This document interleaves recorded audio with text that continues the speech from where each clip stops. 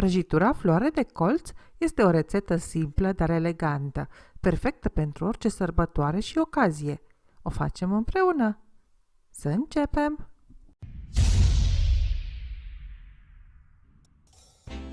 Pentru blatul de cacao avem nevoie de 6 ouă. În film sunt 4 pentru că am făcut blatul doar cu 4 ouă, din motive de penurie pandemică de moment. N-am avut răbdare până a revenit soțul cu cumpărăturile. Mai făcusem rețeta cu 6 ouă și știam că iasă un blat înăltuț, așa că am mizat pe faptul că și cu 4 va fi suficient de gros. În final a fost ok și cu 4 ouă, dar tot la 6 rămân cu rețeta. Am separat gălbenușurile de albușuri, peste albușuri am presărat puțină sare și am început a le mixa până se fac spumă. Una din regulile pentru o spumă de albușuri reușită este să lucrăm într-un vas și cu palete foarte curate, fără urmă de grăsime. A doua regulă este să lucrăm cu grijă pentru a nu avea urmă de gălbenuș în albușuri. Nu în ultimul rând, este important să știm când să adăugăm zahărul. Nu punem la început, ci chiar în momentul când spuma e crescută, dar nu încă suficient de tare cât să lase urme la batere. Adăugat la momentul potrivit, zahărul absorbe umiditatea în exces, se topește și va forma un sirop de zahăr care va consolida spuma de albușuri. Când spuma e gata, îndepărtăm mixerul, adăugăm gălbenșușurile peste spumă și amestecăm cu o spatulă cu mișcări ușoare, circulare, de jos în sus, cu mare grijă să nu pierdem aerul din spumă. Treptat adăugăm și pudra de cacao și făina cernute împreună. Amestecăm în continuare cum v-am explicat mai înainte.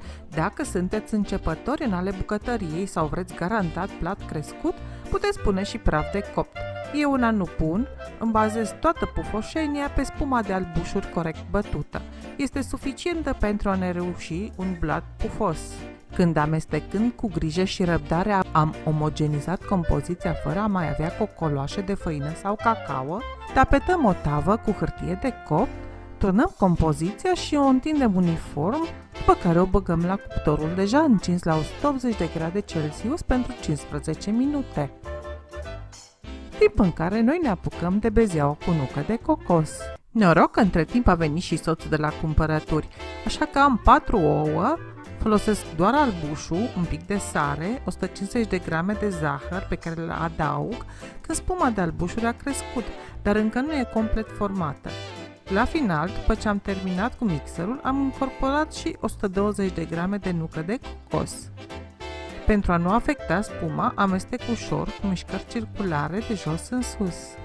După ce a stat un sfert de oră la cuptor, am scos blatul de cacao și întindem uniform peste el bezeaua de albuș cu cocos.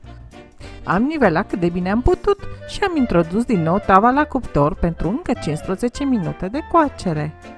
Gălbenușurile rămase de la albușurile bătute bezea le mixez cu 100 de grame de zahăr până când compoziția se aeriază și se deschide la culoare. Adaug și 3 linguri de amidon alimentar.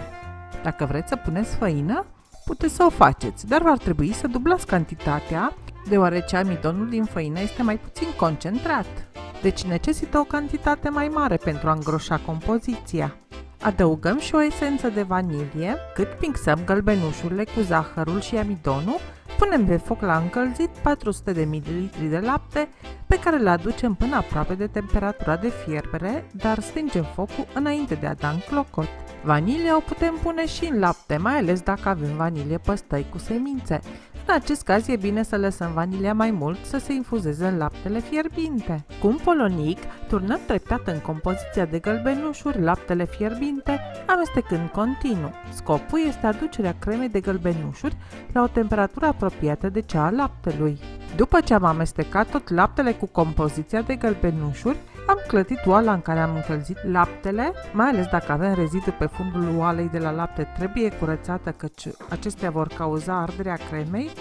Apoi turnăm compoziția de ouă cu lapte înapoi în oală și o punem pe foc. Rețeta de cremă de vanilie cu gălbenușuri și lapte nu e deloc grea, dar este destul de ușor să greșim ceva. Cel mai adesea, din răbdare, dăm focul prea tare și atunci există un risc crescut să ardem crema. Eu una nu mă risc. Prefer să dau focul mic, renunț la orice alte activități, eventual îmi pun la laptop un film drăguț și necomplicat să-mi țină de urât și amestec continuu cutelul în oală, fiind atentă la orice semn că ar putea să se ardă. Unul din cele mai bune indicii pe care să le urmăriți este spuma de deasupra compoziției. La început, destul de voluminoasă, va începe să dispară pe măsură ce compoziția se îngroașă. În toată această perioadă poate părea o veșnicie până va fi gata crema, dar credeți-mă, nu va mai dura mult. Partea negativă dacă gătim crema pe foc prea mic, cum am făcut eu, e că se pot forma cocoloașe. Dar e o problemă chiar foarte ușor de rezolvat. Apucăm hotărât telul de coadă și rotim foarte energic în cremă. Foarte repede vom vedea cum cocoloașele dispar, lăsând loc unei creme lucioase și catifelate cu o textură plăcută. Un lucru de care trebuie să ținem cont când îngroșăm crema cu amidon este că trebuie să o gătim pe foc câteva minute în plus după ce s-a îngroșat. Motivul este o enzimă prezentă în gălbenuș numită amilază. Aceasta are capacitatea de a slăbi structura amidonului și ne vom trezi puțin mai încolo cu o cremă fluidă. Soluția e simplă. Vom mai găti câteva minute crema pe foc și după ce s-a îngroșat, eventual câteva clopote potolite de la focul mic de sub oală, ne vor anunța că avem o cremă la temperatură de 93 de grade Celsius, aproape de fierbere. Vestea bună e că la acea temperatură amilaza e distrusă, iar crema noastră nu mai e în pericol de a deveni fluidă. Dacă folosim făină pentru îngroșare, crema noastră nu este în pericol de a deveni fluidă, dar tot va trebui să o mai gătim 2-3 minute pe foc mic pentru a nu avea făină crudă în compoziție. Crema noastră este gata. Punem pe suprafața ei o folie de plastic alimentară pentru a preveni formarea unei poșghițe inestetice și o lăsăm să se răcească. Eu am lăsat-o să se răcească peste noapte, iar a doua zi, cu o oră, două înainte de a mă apuca de treabă, am scos și un pachet de unt pe teșghea alături de cremă. Așa știu că cele două vor avea temperaturi aproximativ egale când le voi amesteca, ceea ce va preveni o eventuală tăiere a cremei.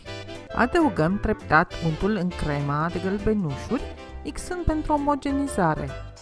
Gata acum, avem și crema, avem și blatul, ce ne mai rămâne de făcut decât să asamblăm prăjitura. Întindem crema peste blatul cu bezea, nivelând-o cu grijă. Între timp pregătesc și fructele dintr-o conservă de 300 de grame.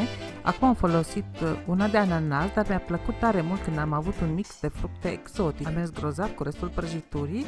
Putem pune fructe mai mari sau le putem tăia bucățele mici. Ceea ce trebuie obligatoriu să facem este să le scurgem bine de suc înainte de a le adăuga în cremă.